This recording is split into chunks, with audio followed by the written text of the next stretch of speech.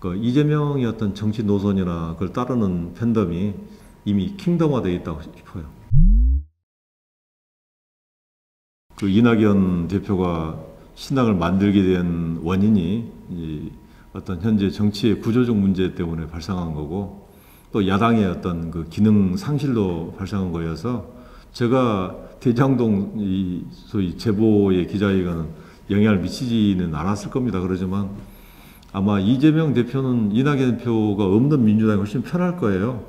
자기가 나가라고 하는 말을 못하니까 아무 준비 없이 만나자고 쇼한 거죠. 이 소위 말이 좀 강하긴 합니다만은 국민한테 나는 최선을 다했다 이런 대국민 쇼를 한번 함으로써 어떤 죄의식을 떨쳐내고자 하는, 우리 이낙연 총리가 2대에 걸쳐서 민주당이 헌신해 왔고, 이 본인도 어린 시절 정말 가난하게 살았던 그런 그 서사가 있어요. 열린우리당 열풍 불 때도 민주당을 떠나지 않았던 사람이기 때문에 떠날 수밖에 없는 그 아쉬움 내지는 슬픈 이별에 대한 그 아마 소회는 곧 밝힐 텐데요. 신당에 대한 게 아까 같은 구조적 원인, 또 민주당의 어떤 기능 상실로부터 왔기 때문에 국민들한테 그 진정을 다해서 이 메시지를 내고 설득한다 그러면 아마 진정성 있는 과거의 어떤 민주당을 다시 복원하는 힘이 되지 않을까 이렇게 생각합니다. 어려웠던 게 이제 독재 치하에 압박받는 민중도 있잖아요.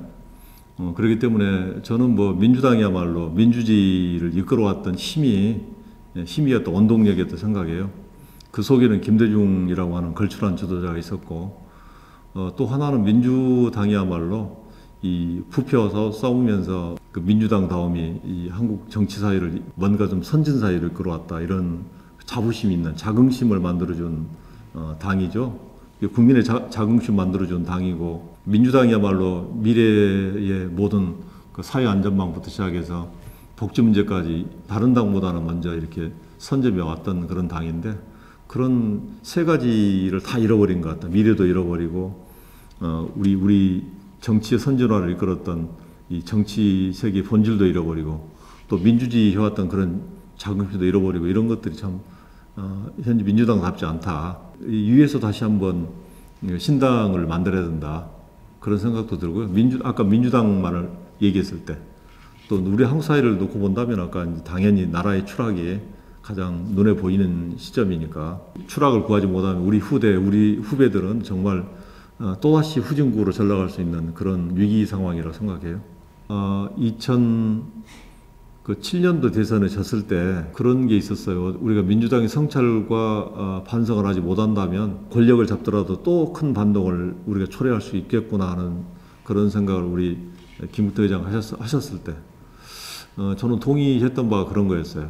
아까 정치라는 게 뭔가 좀 시대를 조금 반발짝 앞서가고, 국민의 어떤 뭐 법감정보다는 또 반발짝 앞서가야 되는 게 정치 세력인데, 그런 의미에서 2007년도에 이명박 집권했을 때 민주화운동 세력이 왜 우리가 이 권력을 뺏겼는가 성찰하지 않았어요.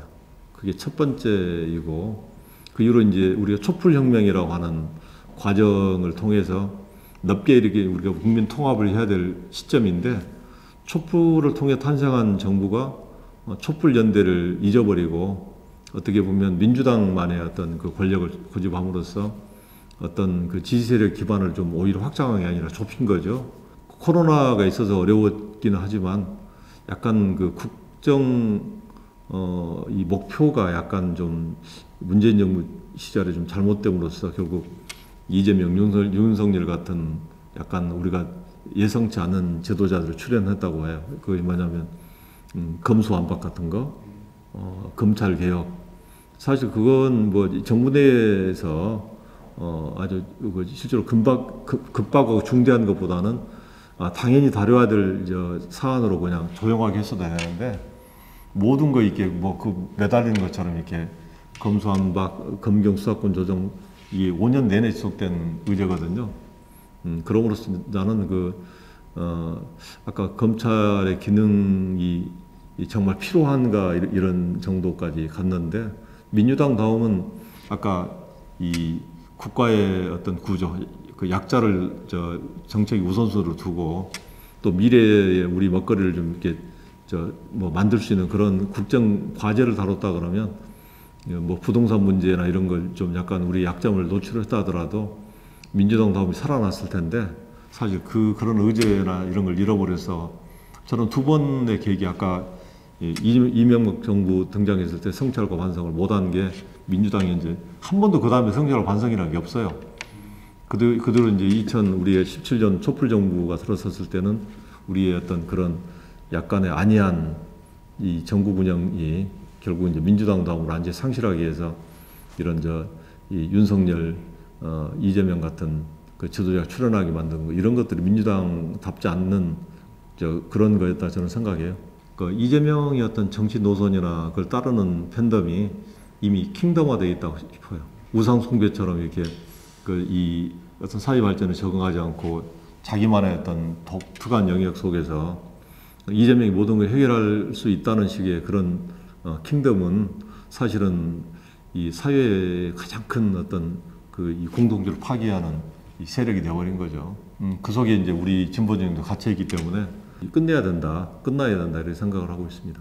근데 저는 박 전 대표의 그런 말들이 정말로 역사를 왜곡하고 국민을 배반하는 말이죠. 어느 도단이잖아요. 아까 같이 사회의 통합을 해치고 민주당의 전통과 가치를 훼손하고 또 민주당을 범죄 집단으로 만드는 일정한 것이 허용되는 그게 실제로 통합과 단결과 어떤 우리 사회의 전진을 막는 요소가 되는 거죠. 그것이 없어져야지만 예를 들면 우리 뭐 민주당의 범죄를 옹호하거나 이 통합을 해치는 행위를 제거해내는 것이 정치인의 임무일전정 그걸 갖다가 통합을 해치는 거라 그러면 이제 박 전 대표야말로 정치 안 해야 될 사람이 하고 있는 증거일 수밖에 없겠다 싶어요. 이 약간의 이 뭔가 좀 이렇게 정치를 하고 싶은데 기회가 없을까 싶으니까 자꾸 이낙연 공격에서 이걸 얻은 저 분이라고 봐요. 박 전 대표한테 그거 물어보고 싶어요. 정말 김대중 대통령이 그렇게 정치를 가르쳤는가 물어보고 싶은 생각이 많이 들어요. 박 전 대표는 뭐 국민의 지도자는 아니니까 나는 사적인 견해라고 자꾸 생각했는데 최근에 그 강도가 도를 넘었어요. 예, 소위 말해서 김대중 정신도 없는 거고 민주당 정신도 없고 그러면서 민주주의를 얘기하고 김대중 얘기하는 게 어떻게 보면 박지원의 어떤 가치는 이미 무너져 버렸다 싶어요. 저는 충분히 자신감 있는 게 아까 강선 의원도 민주당 대변인으로서 어떤 창의력 있게 또 민주당의 미래를 위해서 대변인 역할을 해야 되는 그러지 못하고 있는 분이고 또 이재명 대표의 그냥 이 입이 돼서 그냥 하다 보니까 본인도 그냥 이재명의 어떤 이 정신을 그냥